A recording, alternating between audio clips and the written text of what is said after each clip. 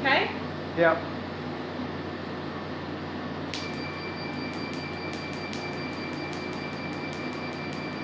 Hey guys, I'm getting rid of my tattoo and I'm videoing it so other people can see how the process works. I've had my first treatment, which you've just seen. She was kind enough to let me film it, so you'll see more of that later. If you're genuinely thinking of getting rid of a tattoo, I'm going to cover specifics like pricing and recovery measures at the end. First though, how does it all work? Well, a tattoo is basically blobs of ink deep under the surface of the skin in a layer called the dermis. Because of the size of the blobs of ink, your body knows it's a foreign object, but it can't remove it. In fact, ever since I got my tattoo when I was 16 and added to it 10 years later, my body has been actively fighting it and making very little progress. What the laser does is it emits light energy which is absorbed by the ink particle, which then immediately breaks it down. And some of the particles it breaks it down into are small enough that your body's immune system can carry it away in the bloodstream. So that's an important distinction. It's not the laser that gets rid of the tattoo, technically it's your own body. Unfortunately, that doesn't happen all in one go, and you need to book multiple treatments with space in between for both the skin to heal and for your body to remove all of those smaller particles. To get an idea of how many treatments you need, you can look at a great study by Kirby and Desai. They looked at 100 different people who got tattoos removed and worked out what factors determine the number of treatments they needed for the tattoo to completely go. Based on my skin type, the fact it isn't a layered tattoo, as in getting a tattoo over an existing one, location on my body, and the fact it's just black ink means I scored between 9 and 10 points on their scale. That correlates to 6 to 12 treatments, and the overall average they found was 10. Since you need 6 to 8 weeks between each treatment, that means if you're watching this video in a year's time, I'm probably still getting it removed. So I had an initial consultation where she did a test patch to check I didn't have any adverse reaction to the laser. She did 3 little zaps in 5 places. These felt exactly like someone pinging you with an elastic band. She then covered the area with a bit of aloe vera gel to prevent infection and put on plasters. I removed those after 12 hours, washed the area with warm water and reapplied aloe vera gel as instructed. The test patch healed within 48 hours. 2 weeks later I had the first full treatment. The laser they used here was different to the test one because it seemed to cover a larger surface area with each zap. I found it sore but manageable. The pain seemed to vary a lot by location. The lower tattoos were fine, but I had to stop quite a lot for the upper one because my skin started feeling really hot straight away. She did the whole tattoo in about 12 minutes, but with a higher pain tolerance it could have been done in 7 or 8. You can get numbing creams to apply before the treatment, but they can act as a filter for the laser, making it slightly less effective, which means you might need an extra session at the end. She put a bandage on and taped it up, and that stayed on for 24 hours before being removed in the shower as suggested.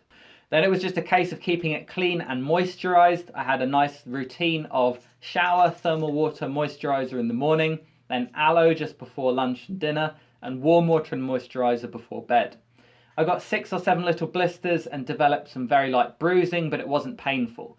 It does look exactly the same as before the treatment. She did warn me that I wouldn't really notice the difference until the 4th session. It's only been 10 days, so it will fade more in the next 5 weeks. As I said, if you're thinking of getting this done, I'm going to document the removal process, but in the meantime, I'll give you a few bullet points.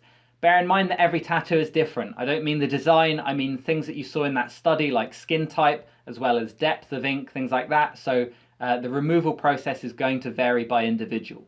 So in the consultation, she explained that recent sun exposure can affect the skin pigment. More generally, some people can get hypo or hyperpigmentation, where parts of the skin will go light or dark, though most of the time that's only temporary. As a general rule, the older the tattoo is, the harder it is to remove. I actually thought it was the opposite since they normally fade with age.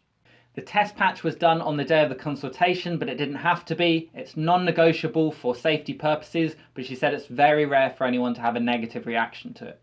I'd shaved my stomach with an electric trimmer before coming in, and she said she was glad that I did because otherwise she would have had to do it because lasers and hair don't play well together. It does hurt. It's a different kind of pain to getting a tattoo. I would say it hurts less than I was expecting, and it was over much quicker as well. For some reason, a single zap hurts more than a series of them, so by the end I was encouraging her to do 25 or 30 in a row.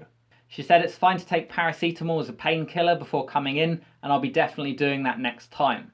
For me, there was no real discomfort afterwards. It was a little bit warm on the way home, but other than that, it just gets a little kind of prickly and itchy during the day, and that's when you know to apply more aloe vera.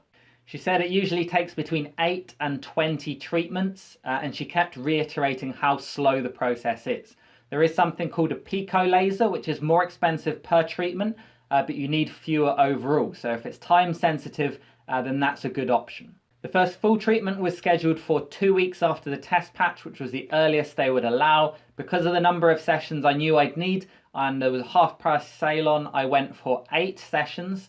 That was at the Skin Clinic in London, and that cost £825 for the 8 sessions, £50 for the consultation, including the test patch, and £44.50 for a bundle of products. The bundle had aloe vera gel, thermal water, sun cream, and CU3 intensive moisturizer. Given the half price deal, it was worth buying there, but when I run out, I plan to shop around. The aloe vera and the thermal water serve the same purpose, but because the thermal water is a spray, it can be more convenient to use on the go.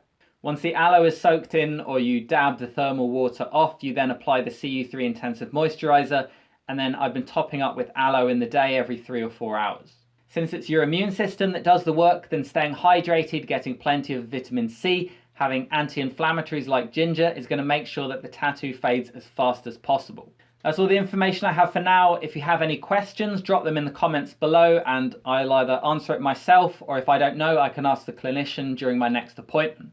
Thanks for watching, guys, and I hope you found this useful. Cheers.